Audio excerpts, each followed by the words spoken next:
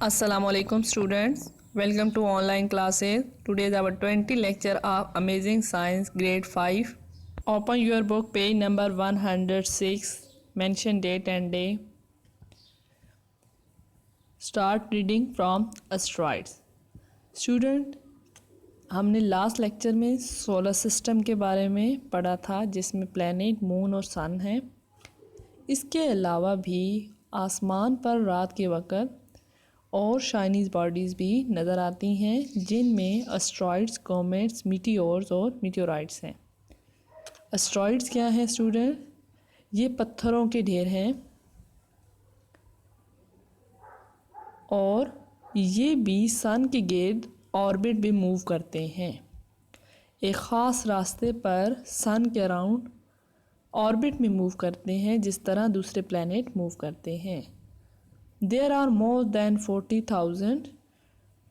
40,000 asteroids. ये कहाँ होते हैं? स्पेस में। और किसके हैं ये लम्प्स? रॉक्स के। नेक्स्ट है student comets. Comets are the wandering lumps और ये लम्प्स हैं आइस और डस्ट के। किसके?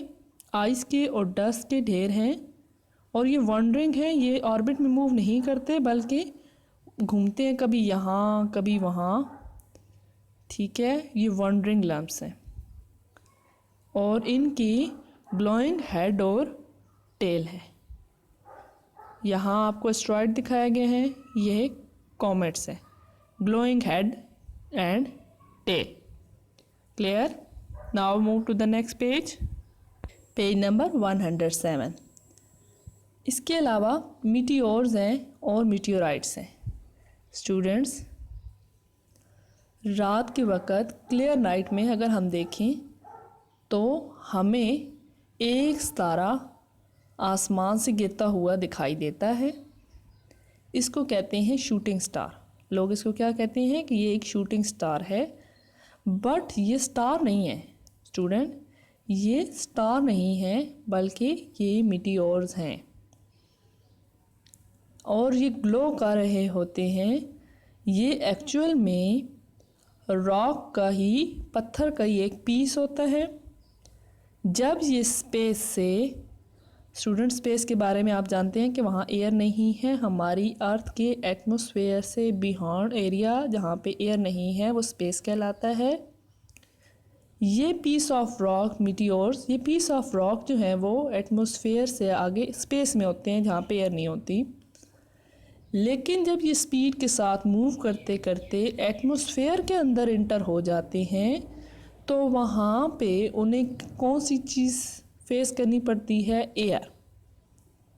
और जब एयर और ये तेज़ स्पीड से मूव करने वाले रॉक्स आपस में टकराते हैं, रब करते हैं, तो ये हीट अप हो जाते हैं और जब ये हीट अप होते हैं तो ग्लो करना स्टार्ट कर देते हैं, चमकते हैं, जिससे हमें ये लगता है कि ये कोई स्टार हैं चमकने वाले। लेकिन ये स्टार नहीं है, पीस ऑफ रॉक ही फ्रिक्शन के, एयर की फ्रिक्शन की वजह से हीट अप होके ग्लो करना शुरू कर देते हैं। और स्टूडेंट, वो पीस ऑफ रॉक अगर मुकम्मल तौर पर ना जले तो वो मीटियोराइट्स बन जाते हैं। लेकिन अगर पूरा जल जाए, बर्न हो जाए, तो वो किस में कन्वर्ट हो जाता है? It's turn to dust. पूरे के पूरे जल जाएं तो बिल्कुल एक डस्ट की तरह, डस्ट पार्टिकल्स में कन्वर्ट हो जाते हैं। लेकिन अगर ये पूरे ना जले, कंप्लीटली बर्न ना हो, तो वो नीचे ज़मीन की तरफ कहीं पे गिरते हैं। उन्हें क्या कहा जाता है? मीटियोराइट्स कहा जाता है। और ये ग्राउंड के साथ जब टकराते हैं तो वहाँ पे होल बना देते हैं। Clear student? Asteroids, lump of rocky material, comets, wandering lump of ice and dust, glowing head and tail है। इसके अलावा meteors, piece of rocks, glow करते हैं, इसी वजह से शूटिंग स्टार कहलाते हैं।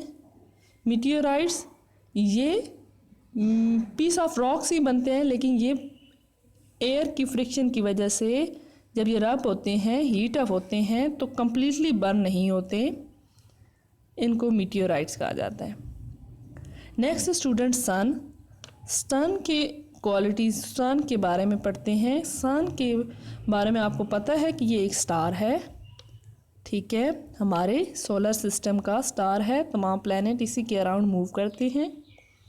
स्टूडेंट ये हमारी अर्थ से 330,000 टाइम बड़ा है। सन अर्थ से 330,000 टाइम ग्रेटर, बिगर है। इसका डायमीटर कितना है? इसका डायमीटर मतलब सन के एक एंड से दूसरे एंड तक का जो डिस्टेंस है वो डायमीटर कहलाएगा। वो कितना है? 1,384,000 किलोमीटर। और हमारी अर्थ से सन तक का जो डिस्टेंस है, जो दरमियान में डिस्टेंस है, वो है 149 मिलियन किलोमीटर। दिस मीन बहुत दूर है अर्थ से। The sun is made up of gas and dust. The temperature at the centre of the sun, sun के सेंटर में कितना टेम्परेचर है? 14 मिलियन। और इसकी सरफेस पे कितना टेम्परेचर है? 6000 सेंटीग्रेड। स्टूडेंट इससे रिलेटेड आपकी जो एक्सरसाइज में फिलिंग द ब्लैंक्स हैं वो भी आप कर सकते हैं, और आपने रीडिंग केयरफुली करनी है। और ये जो आपको सन के बारे में, उसका कितने टाइम बिगर है, डायमीटर कितना है, अर्थ से कितना दूर है, सेंटर में इसका टेम्परेचर कितना है और सरफेस पे टेम्परेचर कितना है, ये आपने याद भी करने हैं। अब एक क्वेश्चन हमारा एक्सरसाइज में से रह गया था, वो नोटबुक पे करना है। Student open your notebook, mention date and day, unit 12 space, stars and planets. Student question number 1 के part A, B, C, D, F आप पिछले लेक्चर में कर चुके हैं। आई होप सो आपने राइट किए होंगे और याद भी किया होगा। क्वेश्चन नंबर 7 एक रह गया है, वो भी कर लेते हैं। What is an asteroid?